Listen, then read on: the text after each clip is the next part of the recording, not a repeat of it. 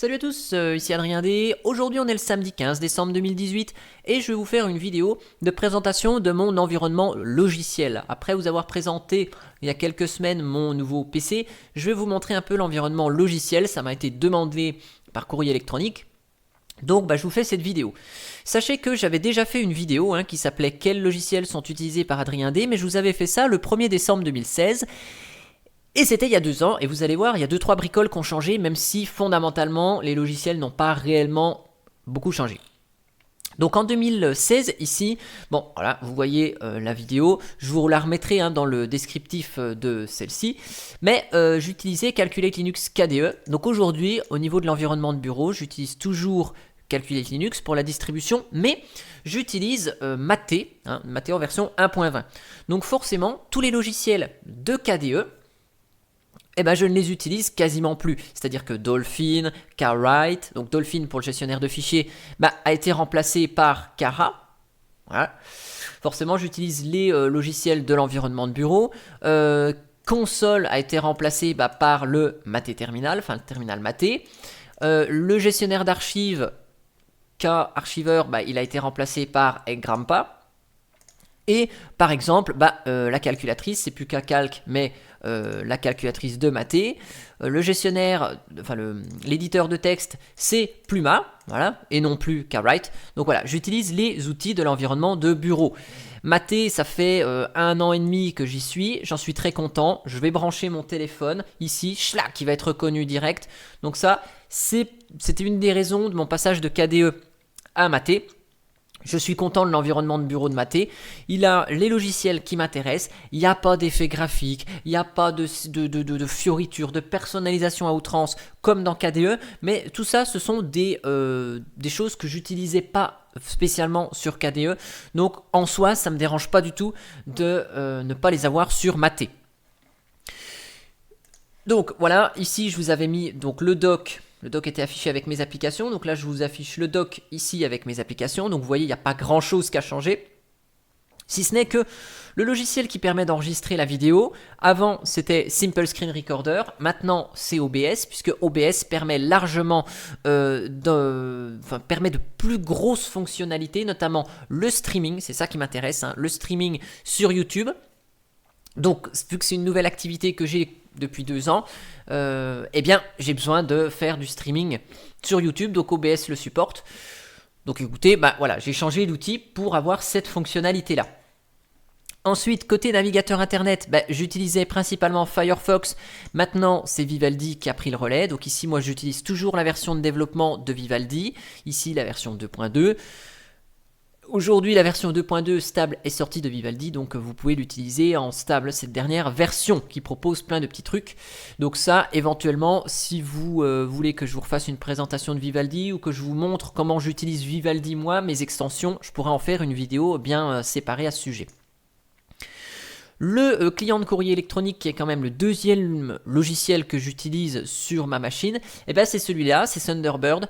Donc j'ai 1, 2, 3, 4, 5 boîtes mail ici, la boîte mail professionnelle n'étant pas dedans, donc avec des fournisseurs de mail plus ou moins différents. Donc j'ai ma boîte Hotmail, j'ai quelques boîtes Linuxtrix, j'ai la boîte de l'école où j'enseigne, j'ai la boîte qui est un Office 365, j'ai une boîte Yahoo, et puis la boîte mail du boulot, elle fonctionne aussi, mais quand je suis à la maison, je suis plus au boulot. Donc vous voyez, quels que soient les services mail en face, Thunderbird les supporte correctement. Voilà, avec l'agenda Lightning sur le côté que j'ai évidemment flouté aussi, pour pas que vous voyez tout ce qui se passe dans les prochains jours sur dans mon agenda. Voilà. Au niveau de l'environnement, ici, vous voyez, il y a toujours ces informations qui sont incrustées sur l'écran. Donc ça, c'est conquis. Lui, il est là et il n'a pas changé. Il est toujours présent. Ensuite, je vais vous parcourir rapidement les logiciels que j'utilise via le menu. Donc Redshift, c'est un logiciel qui est lancé ici en arrière-plan. Et donc Redshift, il permet, comme vous le savez sans doute, de régler la température de couleur de l'écran. Et donc plus il va être tard dans la soirée, plus l'écran va se teinter d'une couleur un peu rougeâtre. Donc annuler les couleurs bleues. ce qui repose les yeux et qui évite d'avoir des troubles du sommeil, paraît-il. Voilà.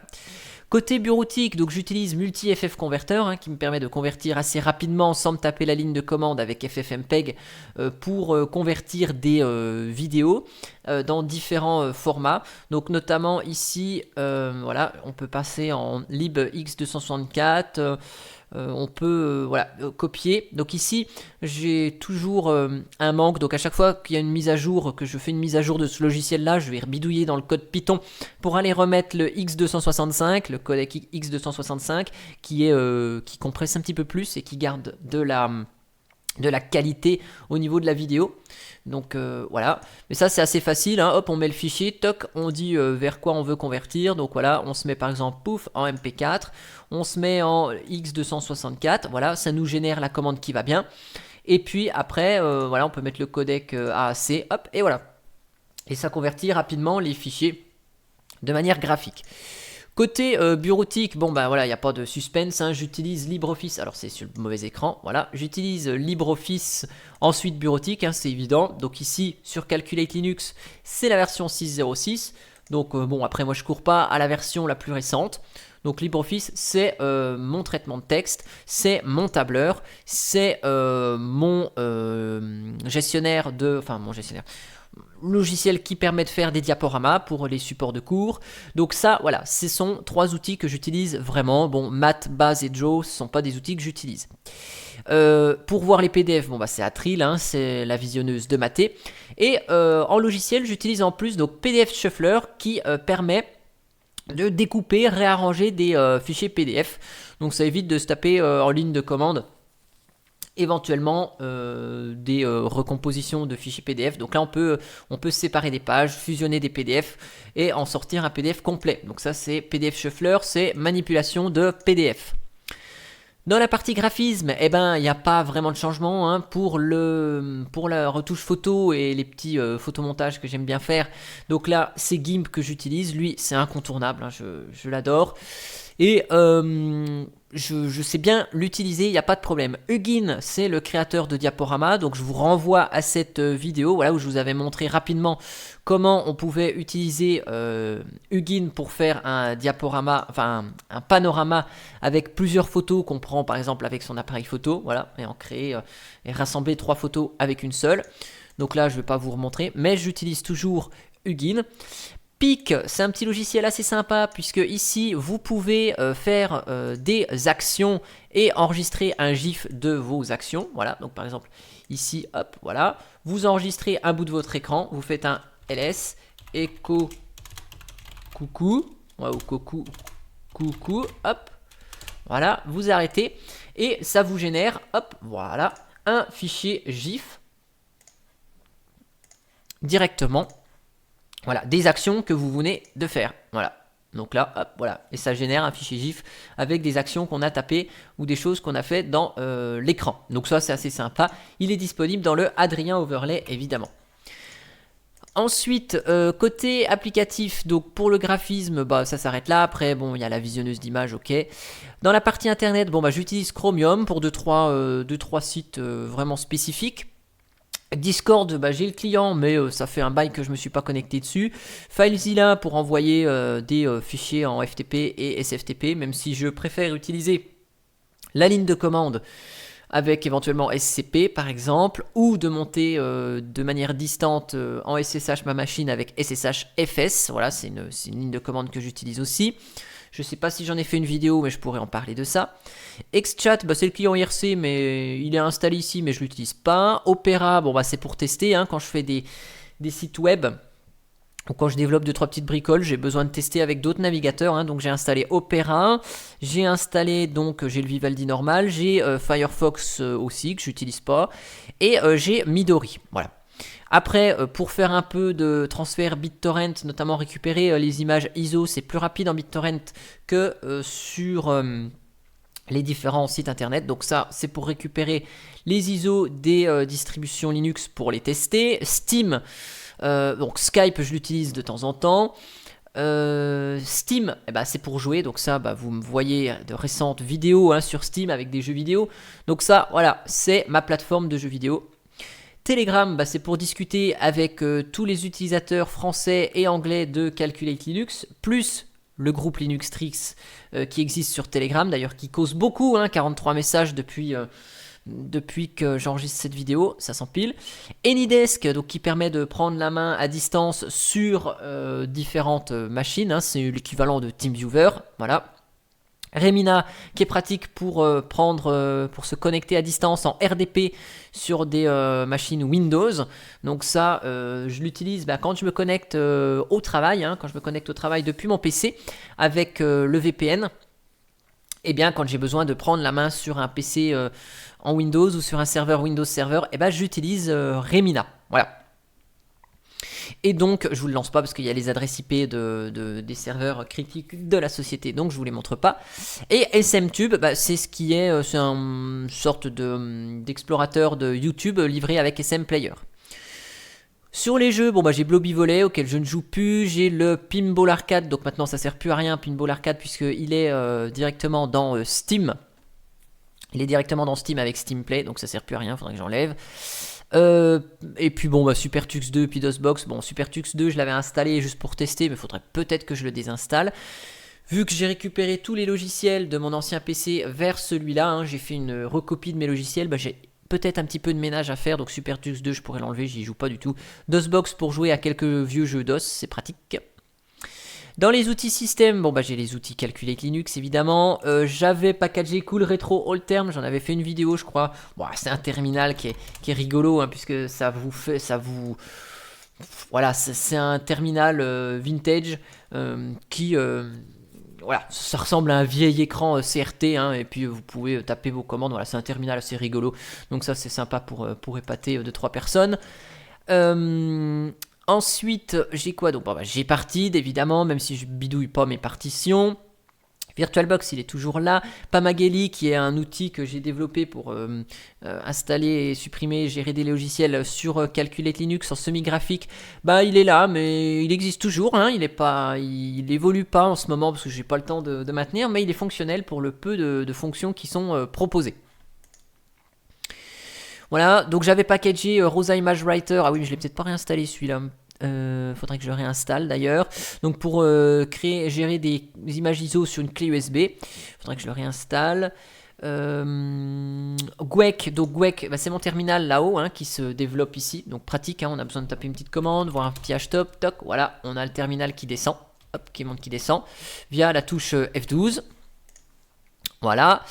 Terminal maté. Donc bien sûr j'ai VMware pour les machines virtuelles. Ça c'est l'outil que j'utilise tout le temps et que vous voyez quand je vous présente des distributions Linux. Là en programmation, il y a Glade. Je l'avais installé parce que je voulais essayer de faire un peu de programmation graphique GTK+, mais bon, c'est tombé à l'eau. Dans son et vidéo, donc là on retrouve plein de logiciels parce que j'aime bien tout ce qui est son et vidéo. Donc Alexandra, j'en avais parlé dans la vidéo ici, qui permet de gérer sa vidéothèque. J'en avais parlé, qui permet, donc vous avez des séries, vous avez des films ou je sais pas quoi, vous pouvez tous les mettre. Non, j'en avais pas parlé. Vous pouvez tous les mettre dans le logiciel Alexandra, hop, et puis après vous pouvez les marquer comme lus ou non lus. Alors par contre je sais pas si je l'ai réinstallé puisque ça fait un moment que je l'utilise plus. Non. Donc voilà, Audacity, c'est incontournable. Brasero pour graver des CD DVD. Clémentine qui est en train de jouer de la musique. Ici voilà, pendant que j'enregistre la vidéo, j'aime bien avoir un fond musical de temps en temps. Donc ça, Clémentine c'est mon lecteur de musique, c'est dedans qu'il a vraiment tout. J'ai tous mes albums, toute ma musicothèque, donc une trentaine je crois de gigas de musique. Donc c'est assez énorme, mais il gère vachement bien le tout. Donc ça c'est un logiciel que j'ai découvert avec Mandriva 2011, même si j'aimais pas trop Mandriva 2011 quand j'y suis allé. C'était un logiciel que j'ai découvert à cette occasion. Et franchement, je ne l'ai plus quitté, Clémentine. Voilà. Et en plus sur Calculate Linux, il est proposé en Qt5, donc c'est trop de la balle. Côté son et vidéo, donc j'ai un convertisseur audio qui est ni plus ni moins que Sound Converter qui permet de convertir pas en ligne de commande mais en graphique les différents fichiers de son quand on veut passer de MP3 au GG, etc. Donc ça, c'est de la conversion en graphique. Voilà. EasyTag, donc je le lance pas hein, parce qu'il va afficher l'arborescence de mes derniers ripages, de mes dernières musiques. Et je sais même pas ce qu'il va afficher, donc je préfère ne pas vous le lancer. Hein, mais il permet de remplir en lot tous les tags des musiques, c'est-à-dire que quand je rip par exemple un album ou que je rip une cassette audio et après que je vais couper mes différentes pistes avec Audacity, et bien quand on rip, et bien on n'a pas de tag, on n'a pas le nom de l'artiste, on n'a pas le nom du titre, donc je nomme mon fichier l'artiste-le titre et EasyTag il sait en fonction d'un motif, par exemple quelque chose-quelque chose, et bien il va pouvoir transformer ce quelque chose dans un tag artiste et l'autre quelque chose il va pouvoir le mettre dans un tag titre, voilà. Donc là on retrouve FF Multiconverter. Bon bah j'ai UVC View, voilà, ouais, j'ai pas de caméra donc ça sert à rien. Je l'en avais une sur mon PC portable, maintenant c'est plus le cas.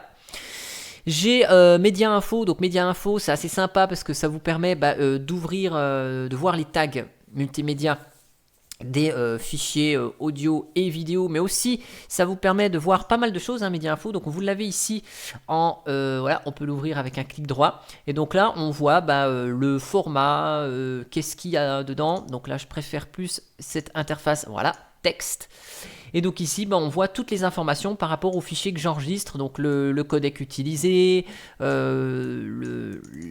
vidéo, le format, la résolution, le pilote utilisé, bref, on a toutes les informations. Donc ça, c'est assez sympa. On a Mix donc, qui permet de faire du DJ via un logiciel. Donc celui-là, je ne peux pas vous le lancer parce que quand on le lance Mix, eh bien ça coupe l'ensemble des sons de la machine, donc ça devrait poser problème pendant l'enregistrement. Molotov, vous l'avez disponible hein, dans mon Adrien Overlay. Donc Molotov, ça vous permet de regarder la télé directement depuis l'application. Donc voilà, c'est sympa. Si vous avez besoin. Donc Nero Linux, je l'avais acheté quand j'ai fait mon petit passage sous Fedora. Donc Nero Linux, ça permet, c'est Nero, hein, ni plus ni moins que voilà, qui vous permet de graver des CD, des DVD. Voilà. Donc ici, si jamais Nero ne fonctionne pas correctement, vous avez vu, hein, il ne reconnaît pas mon graveur DVD que j'ai installé dans ma tour depuis la vidéo. Eh bien, il y a une petite astuce, puisque Nero, c'est un vieux logiciel hein, qui n'est pas mis à jour depuis longtemps. Il n'y a même plus de version Linux, hein, donc cette version 4, elle est assez ancienne. Il suffit juste de charger des modules qui ne sont pas forcément chargés de manière automatique. Donc notamment le module SG, pour SCSI générique, voilà, si jamais Nero, si vous avez Nero, c'est-à-dire à mon avis personne ne l'a, puisque c'est un peu désuet maintenant comme logiciel, mais ici voilà, vous voyez ça date même de 2009, donc avec les vieux modules qui sont dépréciés maintenant, voilà, donc notamment SG pour les modules génériques, voilà, on peut faire fonctionner Nero et graver enfin ses CD audio pour les mettre dans sa voiture par exemple.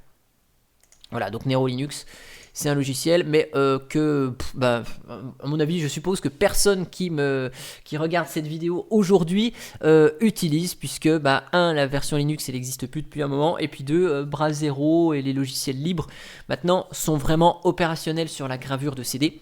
Mais à l'époque, sous Fedora, c'était compliqué de graver des CD audio MP3 pour les mettre dans la voiture. Donc OBS j'en ai parlé, Simple Screen Recorder, vous voyez il est toujours là, hein, puisque j'ai juste transféré les logiciels du PC portable sur le PC fixe, et donc du coup Simple Screen Recorder s'est réinstallé, mais je l'utilise plus, donc voilà, je pourrais faire du ménage, mais je le garde quand même au cas où. SM Player, c'est, hop là, voilà, c'est mon outil qui permet de regarder les vidéos, donc voilà, moi j'utilise SM Player, j'utilise pas du tout VLC. C'est un logiciel que je n'utilise pas du tout. Donc voilà, ici SM Player qui est basé sur comme son nom l'indique, hein, sur le lecteur multimédia M-Player, voilà. Et c'est pas parce que je suis sous Maté que je n'aime pas les logiciels Qt, voilà. Donc celui-là, je ne l'ai pas quitté, le SM Player. Bon, j'ai Spotify aussi, là il y a un double de Molotov, faudrait que je fasse du ménage aussi. Donc Spotify qui permet d'écouter de la musique en ligne, voilà, donc ça marche. Et donc KDN Live qui me permet de monter les vidéos, et donc celle-ci qui va me permettre de faire un peu de flou et de masquer les informations que vous avez vues dans Thunderbird par exemple. Donc ça c'est un logiciel génial qui permet de faire vraiment du montage vidéo. Alors moi je suis pas un pro du montage vidéo, hein, donc je ne fais que rajouter une piste audio, coller de la musique, faire quelques effets d'incrustation et ça s'arrête là. Je vais pas plus loin au niveau de la retouche vidéo et du montage vidéo. Donc Kdenlive il est très complet et il me permet de faire le strict minimum de ce que j'ai envie de faire. Voilà. Donc ça c'est génial, c'est le logiciel de KDE, hein, même si je suis sous Maté, mais voilà, franchement ce logiciel j'ai pas trouvé mieux sous Linux et beaucoup d'utilisateurs qui ne sont pas sous KDE utilisent Kdenlive parce qu'il est vraiment top. Et enfin pour terminer, j'ai installé Wine hein, parce que j'ai 2-3 petites applications que j'ai besoin de faire fonctionner sous Windows, donc avec Wine, notamment quand j'ai acheté Pinball Arcade. J'avais besoin de faire fonctionner Steam avec Wine, mais maintenant il y a Steam Play, donc c'est plus trop nécessaire. Mais il y a 2-3 logiciels des fois que j'ai envie de lancer qui sont des petits fichiers exécutables. Donc bon, c'est pas du luxe d'avoir Wine éventuellement, mais sachez que je l'utilise quasiment jamais. Voilà. Et puis bon on a fait le tour hein, globalement de la partie logicielle. Après pour terminer cette vidéo, je vous montre juste la partie apparence. Hein. Donc la partie apparence, parce que souvent on me pose la question, ouais, c'est bien, mais quel thème tu utilises, qu'est-ce que tu utilises, voilà. Donc ici, donc c'est Maté, le panel en haut, le panel en bas. Et au niveau de l'apparence, voilà, donc je vais aller chercher apparence ici. Donc le thème, c'est le thème Arc, en Arc Darker. Qui est utilisé sur ma machine. J'utilise le bordure de fenêtre Arc Darker également. Au niveau des icônes, j'utilise Papyrus Dark. Voilà, donc il y a plein d'icônes hein, que je package dans mon Adrien Overlay. Donc vous voyez, j'ai les mint, voilà, parce que je les essaye, hein, surfen. Mais voilà, moi je préfère largement les icônes Papyrus Dark. Et après, le pointeur, c'est celui de Maté, ça n'a pas changé. L'arrière-plan, c'est toujours le mien, hein, donc ça, pas de problème. Et au niveau des polices, c'est sans régular. Voilà, c'est la police traditionnelle que j'utilise. Et donc pour les applications Qt, hein, grâce à Qt5 CT, on a la possibilité donc de paramétrer les thèmes des applications Qt5. Voilà. Donc ici, je les ai mis en Adwaita, comme ça, moi je suis sûr que les applications Qt5, par défaut, elles ont un thème à peu près cohérent avec ce Arc Darker. Voilà. Donc c'est Adwaita, comme ça les contrôles sont à peu près similaires à cela. Voilà. Et puis donc là on peut définir voilà, tous les icônes éventuellement, on peut les définir. Donc là j'ai laissé le thème Calculate, il n'y a pas de souci. Mais voilà, donc ça c'était globalement mon paramétrage de mes logiciels, mon interface et l'environnement logiciel avec lequel je travaille et qui me convient très bien. Voilà. Donc j'espère en tout cas que cette vidéo sur les logiciels que j'utilise, sur pourquoi j'utilise cela, même si j'ai pas vraiment argumenté sur tous les logiciels que j'utilisais, mais voilà, normalement vous savez tout sur les logiciels. Si vous avez des questions, vous pouvez les poser dans les commentaires, je me ferai un plaisir de vous répondre. Et moi je vous dis à bientôt pour une prochaine vidéo. Allez, ciao ciao.